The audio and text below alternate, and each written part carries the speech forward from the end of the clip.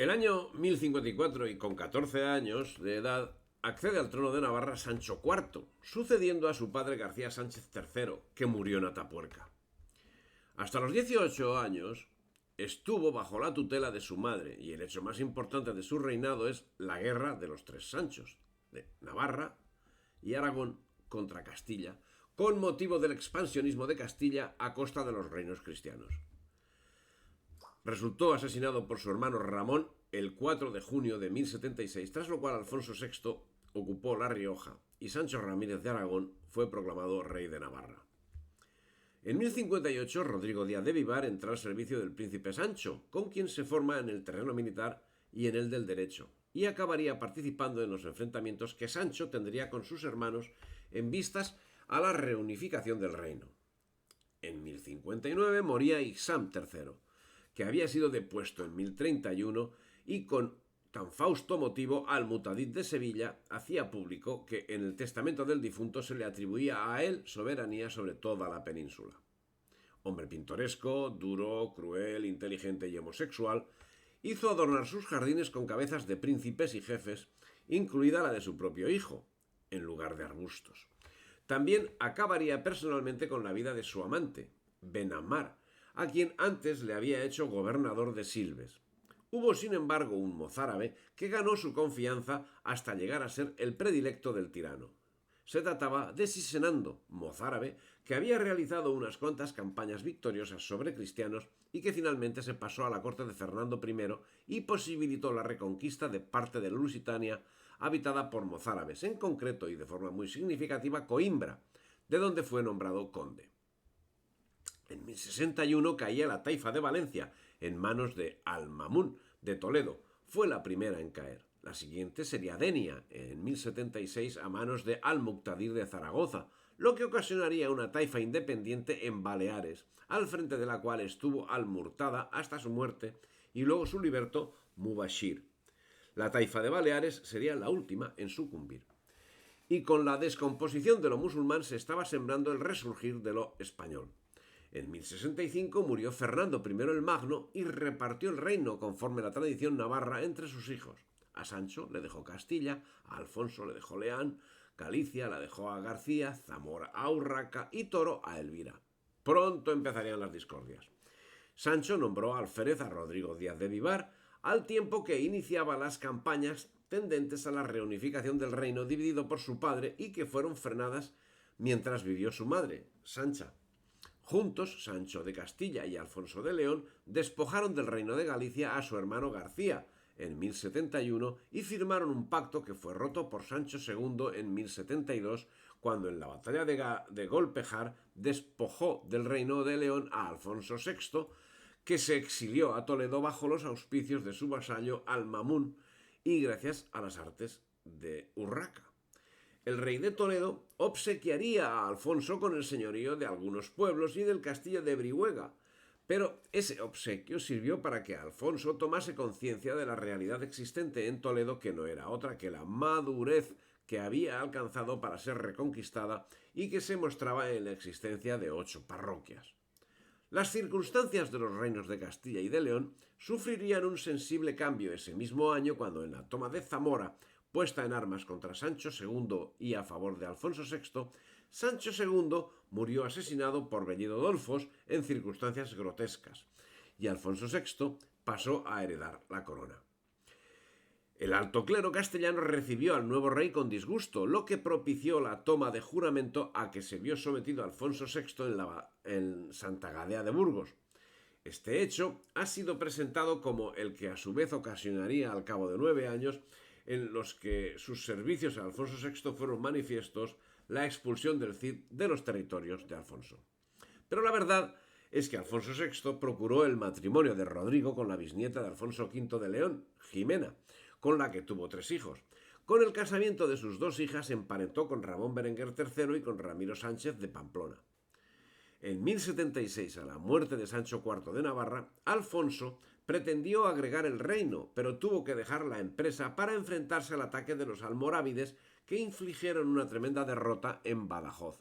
Ese mismo año, 1076, moría Ramón Berenguer I y accedía al condado de Barcelona Ramón Berenguer II, cap d'Estopas, que en 1082 moriría asesinado por los parciales de su hermano, al parecer gemelo, Berenguer Ramón II, el fratricida. Mientras tanto, en 1078 se había iniciado la reconstrucción de la Catedral de Santiago. En 1079, Alfonso VI envió a Rodrigo al frente de una embajada a cobrar las parias de los reyes de Sevilla y Córdoba, pues ambos reyes retrasaban el pago. En el curso de esta embajada tuvo un enfrentamiento con García Ordóñez, que se encontraba presente apoyando a Al-Mudafar, rey de Granada, frente a Al-Mutadid, rey de Sevilla. Explica al Cid que Al-Mudafar marcha contra él con la connivencia de García Ordóñez. El Cid conminó a ambos que depusiesen su actitud, pero finalmente acabaron en batalla, de la que salió victorioso el Cid, que tomó preso a García Ordóñez. Parece que este hecho entorpeció la política de Alfonso VI, que sin conocimiento del Cid procuraba el enfrentamiento entre las taifas. Algo similar volvería a acontecer en Toledo 2 años más tarde, cuando una de las facciones que dividía el poder árabe en Toledo invadió Gormaz, a lo que respondió el Cid venciéndolos y arrasando parte del reino de Toledo. Estas acciones fueron aprovechadas por los enemigos del Cid, que lo enemistaron con Alfonso VI. Pero las acciones tenían más largo recorrido, ya que esas acciones significaron quejas de las taifas sometidas que se preguntaban de qué servía pagar las parias si ello no les evitaba la guerra. Debían rodar cabezas, y ninguna más oportuna que la de Rodrigo Díaz, que marchó a Barcelona, donde fueron rechazados sus servicios, por lo que se dirigió a Zaragoza, donde fue recibido con los brazos abiertos por Al-Muqtadir, que reunía bajo su dominio las taifas de Tortosa y de Denia, siendo el rey de la taifa de Valencia vasallo suyo. Al-Muqtadir y su hijo Al-Mutadmin fueron reyes de la taifa de Zaragoza, mientras que Al-Mundir, rey de Lérida, se apoyaba en los navarros primero y en los condes de Barcelona después. Se enfrentaron los dos reinos moros, y esto enfrentó a Berenguer Ramón con el Cid en la batalla de Almenar en el verano de 1082, ya que cada uno apoyaba a una facción. Berenguer fue derrotado y hecho prisionero, siendo liberado poco tiempo después, a cambio seguramente de un importante rescate. En 1081, y enviado por Al-Muqtadir, partía el Cid a combatir en defensa del territorio que Ramón Berenguer II andaba por conquistar.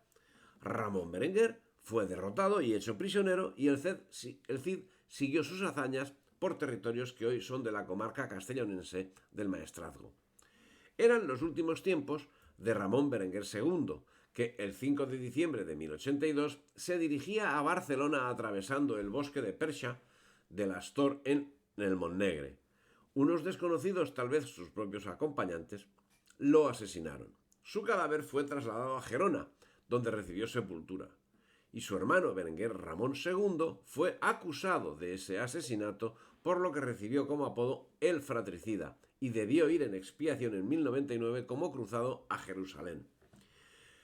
Con el sarcófago de este conde surgió polémica en relación a las 4 barras de Aragón. La tumba de Ramón Berenguer II fue hallada en 1982, a finales del siglo XX, en la Catedral de Gerona, un sarcófago liso y rectangular cuya única decoración exterior, en buen estado de conservación, consistía en una sucesión de 17 tiras verticales de unos 5 centímetros, alternativamente rojas y doradas. Según algunos autores nacionalistas, separatistas más exactamente, este primitivo sarcófago de Gerona vendría a apoyar la tesis del origen catalán del escudo de armas, afirmando que el linaje condal de Barcelona tenía como emblema palos rojos sobre un fondo dorado con anterioridad a la unión del condado de Barcelona con el reino de Aragón y, por tanto, antes incluso del nacimiento documentado de la heráldica en Europa occidental. La existencia del emblema de palos de oro y gules en la tumba original de Ramón Berenguer II es cuestionada por especialistas en heráldica y académicos como Alberto Montaner Frutos y Faustino Menéndez Pilán de Navascués, para quienes la declaración heráldica de la tumba es un añadido con motivo del traslado de que fue objeto el año 1385 al interior de la Catedral de Gerona por iniciativa de Pedro IV de Aragón, por lo que la pintura aludida sería 300 años posterior, puesto que según estos autores es imposible que conservara la pintura a la intemperie en su emplazamiento original durante 3 siglos. Por su parte, Francesca Español Bertrán, que estudió en profundidad el sepulcro, afirma que las pinturas en ningún caso pueden ser contemporáneas al momento de la inhumación inicial. Hecha la salvedad sobre aspectos tan candentes en el pensamiento separatista catalán, la actividad que destacó en Castilla durante la ausencia de Rodrigo Díaz fue de una importancia extraordinaria. Alfonso VI sometió a parias la mayor parte del territorio moro y en 1082 atacó Sevilla, pero en 1083 sufrió una emboscada en el castillo de Rueda cuando supuestamente iba a ser rendida a Alfonso. Aquí salvó la vida gracias a la intervención del Cid, que con ese acto se ganó el agradecimiento de Alfonso VI, que le invitó a volver a Castilla, invitación que fue rechazada por el Cid. En 1084, Sancho Ramírez I de Aragón y V de Pamplona y Alfagid de Lérida se unieron contra Al-Mutamín, que se enfrentó con el apoyo del Cid, quien obtuvo sobre ellos una gran victoria en Morella, no sin antes haber intentado evitar el enfrentamiento en respeto al rey de Aragón. Y en esta situación Alfonso VI continuó la campaña contra el invasor, llegando a instalar la corte en Toledo el 25 de mayo de 1085. También ocupó Talavera y Majerit. El control hasta el Tajo le permitiría iniciar la ofensiva hacia Córdoba, Sevilla, Badajoz y Granada.